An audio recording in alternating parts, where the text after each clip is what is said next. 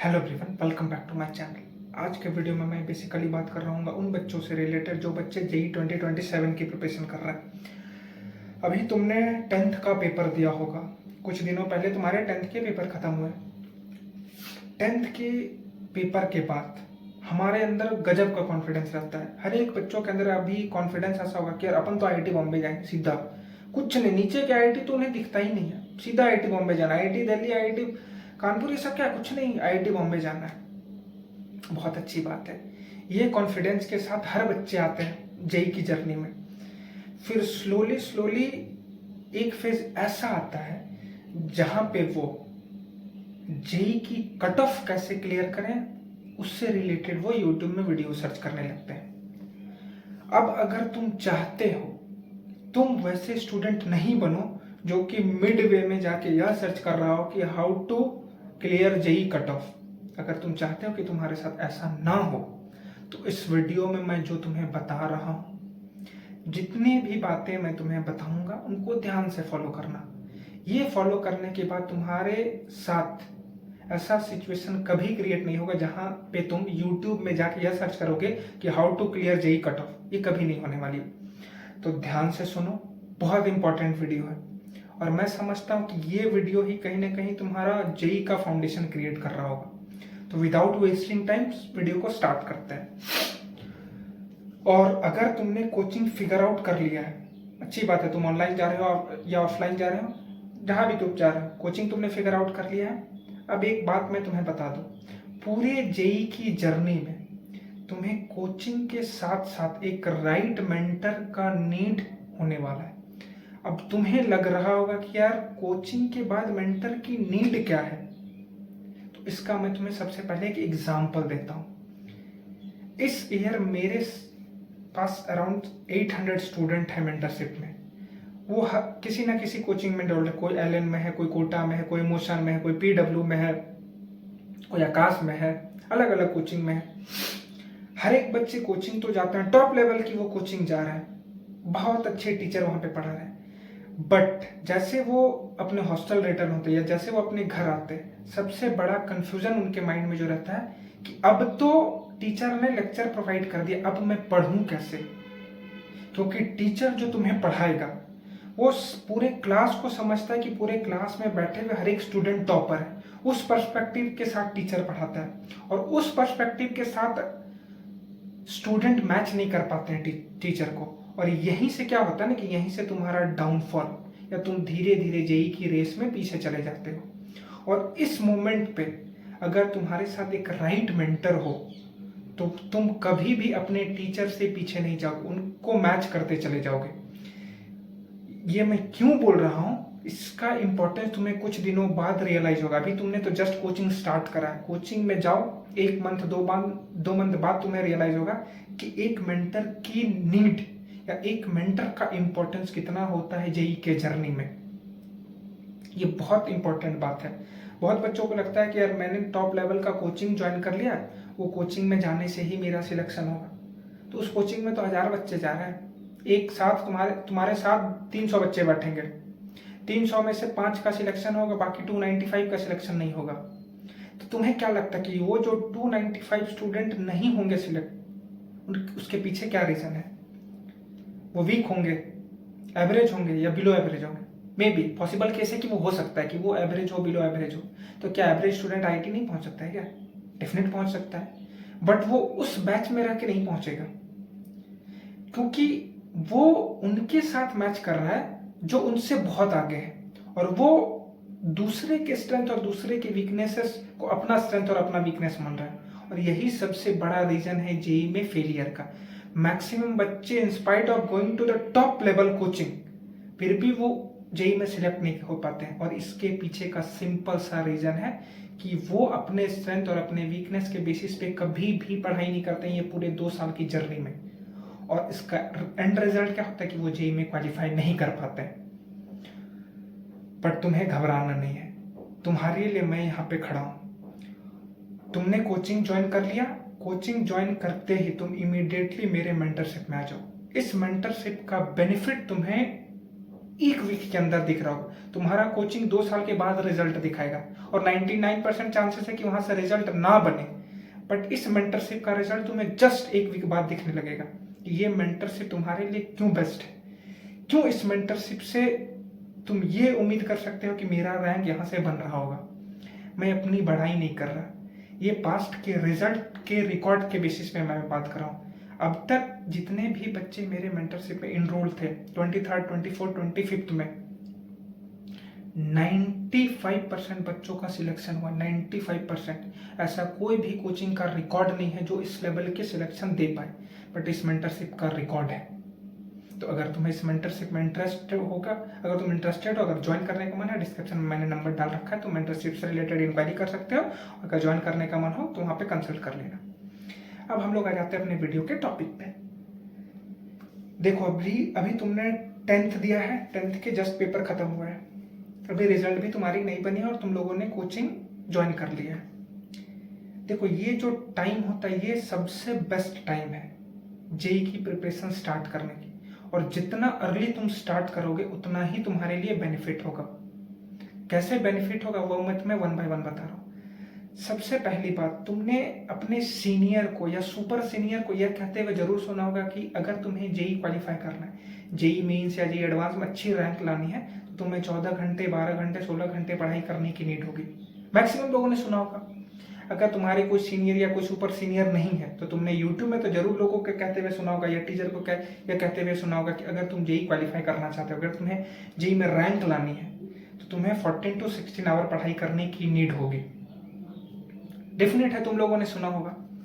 But अगर मैं तुम्हें यह बोलूं कि ये जो तुम 14 to 16 आवर की बात कर रहे हो ये बिल्कुल गलत है। तुम्हें नहीं नीड है 14 से 16 घंटे पढ़ाई करने की। Without studying for 14 to 16 hour तुम जेई क्वालिफाई कर सकते हो। शॉक लगा तुम्हें? तुम्हें विश्वास नहीं हो रहा, तुम्हें लग रहा है यार सब टीचर तो बोल रहे हैं 14 घंटे 16 घंटे की पढ़ाई करो तब जाके जेई में सिलेक्शन होगा, और आप बोल रहे हो कि 14 घंटे 16 घंटे पढ़ाई करने की नीड नहीं है। बिल्कुल नीड नहीं है।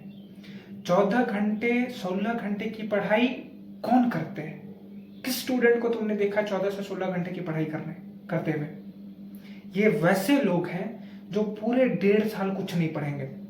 11th में उन लोगों ने कुछ नहीं पढ़ाई करी सही से, 12th हाफ भी वो कुछ नहीं पढ़ते हैं, लास्ट के मोमेंट पे, लास्ट के 3 से 4 मंथ में वो पढ़ना स्टार्ट करते हैं, और उस मोमेंट में तुम 20 घंटे भी दिन के पढ़ोगे तो भी तुम जेई क्वालिफाई नहीं कर सकते हो।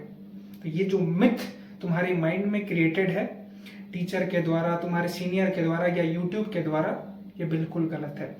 तुम्हें 14 से 16 घंटे पढ़ाई करने की बिल्कुल नीड नहीं है। तुम 14 घंटे 16 घंटे मत पढ़ने की बात करो, नहीं पढ़ना है तुम्हें 14 से 16 घंटे। अगर 14 से 16 घंटे पढ़ोगे तो फिर अर्ली स्टार्ट का मतलब ही क्या है? तुम्हें दिन के 3 से 4 घंटे सेल्फ स्टडी करने की नीड है, क्योंकि अभी तुम स्कूल भी जाओगे, स्कूल के बाद कोचिंग भी जाओगे, कोचिंग के बाद तुम्हारे पास बहुत कम टाइम बच रहा होता है। उस टाइम पे 3 से 4 घंटे अगर तुम सेल्फ स्टडी करते हो तो तुम्हारे लिए मोर देन इनफ हो। ये 3 से 4 घंटा ही तुम्हें जेई में सिलेक्शन दिला रहा होगा। तुम्हें अभी विश्वास नहीं होगा, तुम्हें लग रहा होगा कि 12 से 14 घंटे तो पढ़ना ही पढ़ना है। बिल्कुल नहीं पढ़ना है। और सेकंड बात है कि 12 से 14 घंटे जो पढ़ते हैं उनसे तुम पूछना कि भैया आप तो 14 घंटे की पढ़ाई तो करते हो, बट आप कितने घंटे प्रोडक्टिव वे में पढ़ाई करते हो? तो वो बोलेंगे हार्डली 4 से 6 घंटे। क्योंकि अकॉर्डिंग टू साइंस हमारा brain more than 6 hour concentrated होकर पढ़ाई कर ही नहीं सकता है। 6 घंटे से ज्यादा हम नहीं रख सकते एक जगह पे कंसंट्रेशन। तो तुम 14 घंटे की बात कैसे कर रहे हो? 14 घंटे पॉसिबल ही नहीं पढ़ना। जो बच्चे 14 घंटे पढ़ते हैं या जो तुम्हें बता रहे हैं कि नहीं मैं तो 14 घंटे पढ़ता हूँ, उनका देखोगे कि 8 घंटे उनका कॉपी ओपन है, ध्यान कहीं और है। 6 घंटे वो अच्छे से पढ़ रहे, 8 घंटे बस अननेसेसरी बैठे हुए ताकि लोगों को लगे कि मैं 14 घंटे की पढ़ाई कर रहा हूँ। तो सबसे पहला पॉइंट है कि हमें बिल्कुल भी 14 से 16 घंटे पढ़ाई करने की नीड नहीं है। तो फिर पढ़ें कितना? देखो एक एग्जाम्पल लेते हैं। सपोज करो कि अगर तुम स्कूल जा रहे हो तो स्कूल में 6 घंटे तुम्हारा चला गया, कोचिंग में भी 3 घंटे ले लो, 3 से 4 घंटे, लेट्स अज्यूम कि 3 घंटे का कोचिंग है, 3 घंटे तुम्हारा कोचिंग में हो गया, 6 और 3 9। स्कूल आवर 6 घंटे का, 3 घंटे का तुम्हारा कोचिंग 9 आवर्स हो गया। 3 घंटे तुम ले लो सेल्फ स्टडी, यानी 12 आवर।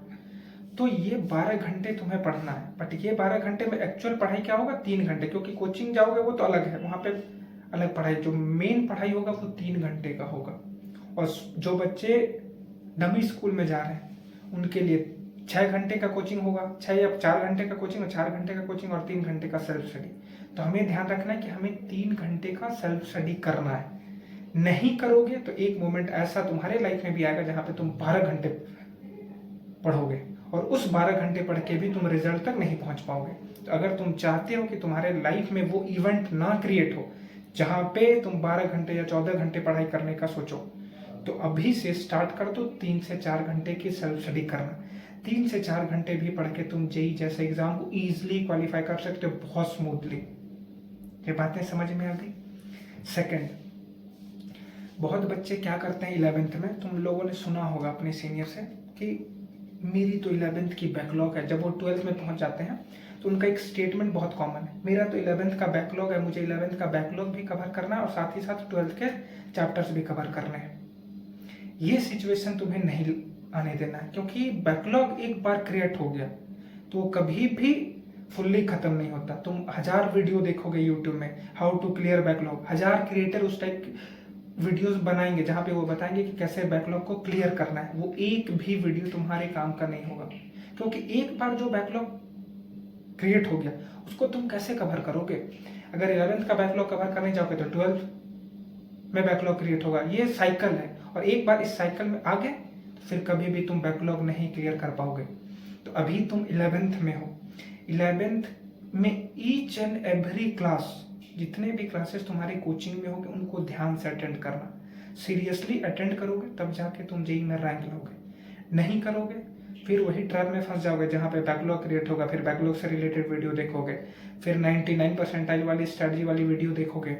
ऐसा सिचुएशन नहीं आए तुम्हारे साथ, उसके लिए हमें अभी से स्टार्ट करना है और अभी से ईच एंड एवरी क्लास को हमें सीरियसली अटेंड करना है। अगर तुम अपनी कोचिंग के क्लास को सीरियसली अटेंड कर लेते हो और 3 घंटे का सेल्फ स्टडी कर लेते हो तो इतना ही तुम्हारे लिए इनफ है, जिसके बदौलत तुम इजिली जेई मेंस और जेई एडवांस को क्वालिफाई कर सकते हो। ये बातें क्लियर हो गई। नहीं आना चाहिए तुम्हारी लाइफ में बैकलॉग वाला सिचुएशन जहाँ पे तुम वीडियो सर्च करो यूट्यूब में कि कैसे बैकलॉग क्लियर करना है। बहुत इंपॉर्टेंट बात है ये। थर्ड पॉइंट, तुम में से बहुत बच्चे अभी से, जस्ट तुमने 11th में एंटर करा है ना, अभी से तुम लोगों ने स्ट्रैटेजी वाली वीडियो देखना स्टार्ट कर दी होगी यूट्यूब में। मैक्सिमम बच्चों ने देखा ही होगा, अगर नहीं देखा होगा तो आने वाले टाइम पे वो जरूर देखेंगे।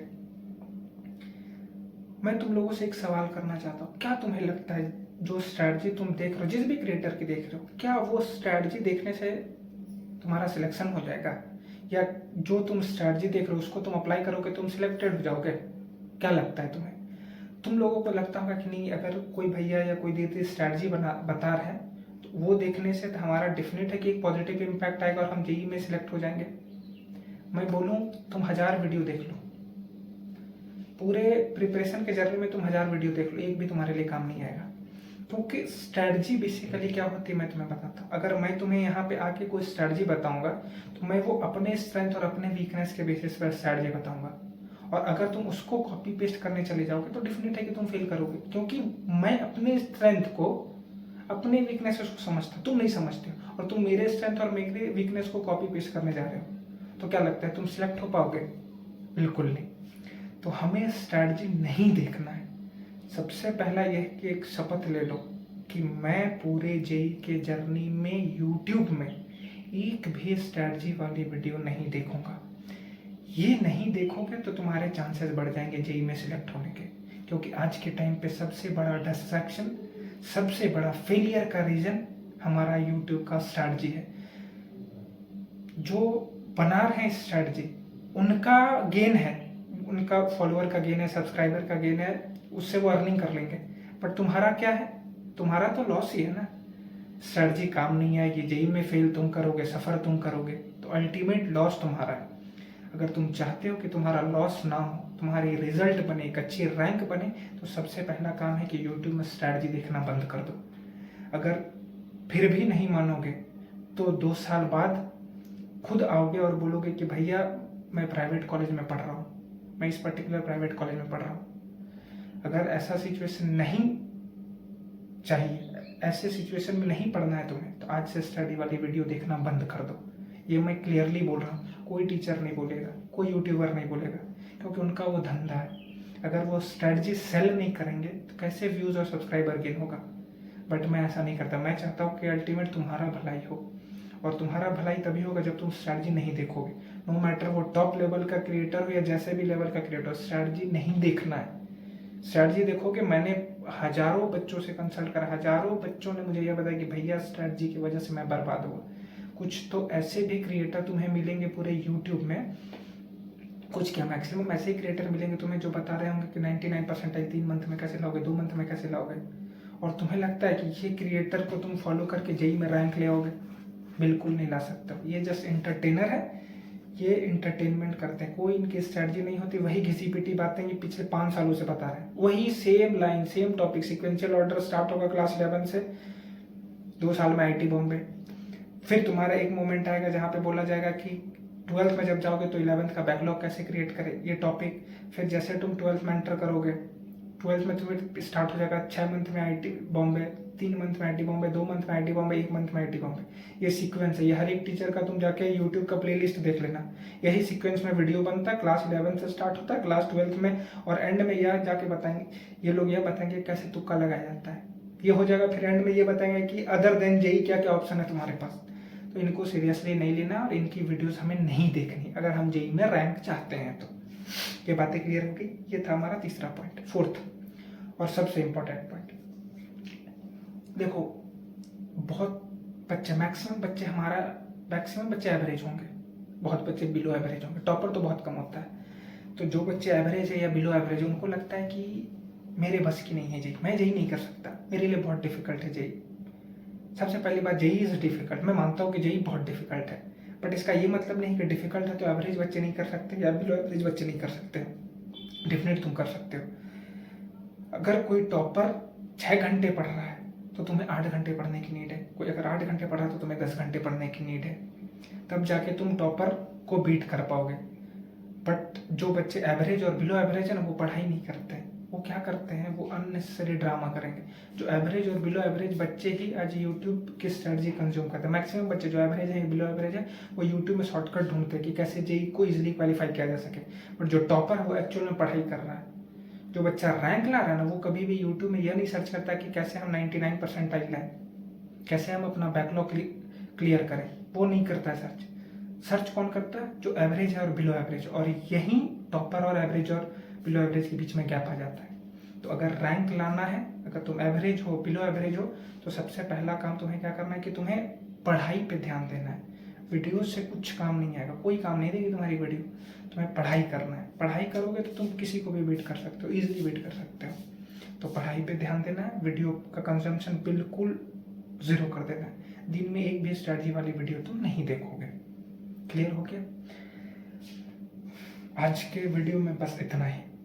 अब रही बात 2027 से रिलेटेड, और 1-2 वीडियो आएगी जहाँ पे मैं ऑनलाइन वर्सेस ऑफलाइन कोचिंग से रिलेटेड बातें करूँगा, और कुछ इंपॉर्टेंट टॉपिक्स है जिस पे मैं बात करूँगा 2027 वालों के लिए, क्योंकि मैं समझता हूँ वो बहुत इंपॉर्टेंट है। क्योंकि बच्चे डिस्ट्रैक्टेड, उन्हें सही गाइड करने वाला कोई मिल नहीं रहा, और मैं चाहता हूँ कि मैं तुम्हें राइट गाइडेंस दूँ जो एक्चुअली पॉसिबल है, जो तुम कर सकते हो, जो एक एवरेज बिलो एवरेज स्टूडेंट कर सकते हैं। वही बातें मैं तुमको यूट्यूब में बता रहा होता हूँ। तो अगर मेरी वीडियोस तुम्हें अच्छी लगती होगी तो इस वीडियो को लाइक कर लेना। अगर इस चैनल में हो तो इस चैनल को सब्सक्राइब कर लेना। और सिलेक्शन है चाहिए 2027 में तो इमीडिएटली मेरे मेंटरशिप प्रोग्राम में ज्वाइन हो जाओ। आज की वीडियो में बस इतना ही। अपना ध्यान रखो और अपनी पढ़ाई को अच्छे से कंटिन्यू करो। और अभी तो जस्ट स्टार्ट है तुम्हारा, तो एंजॉय करते हुए पढ़ाई करना है। Thank you.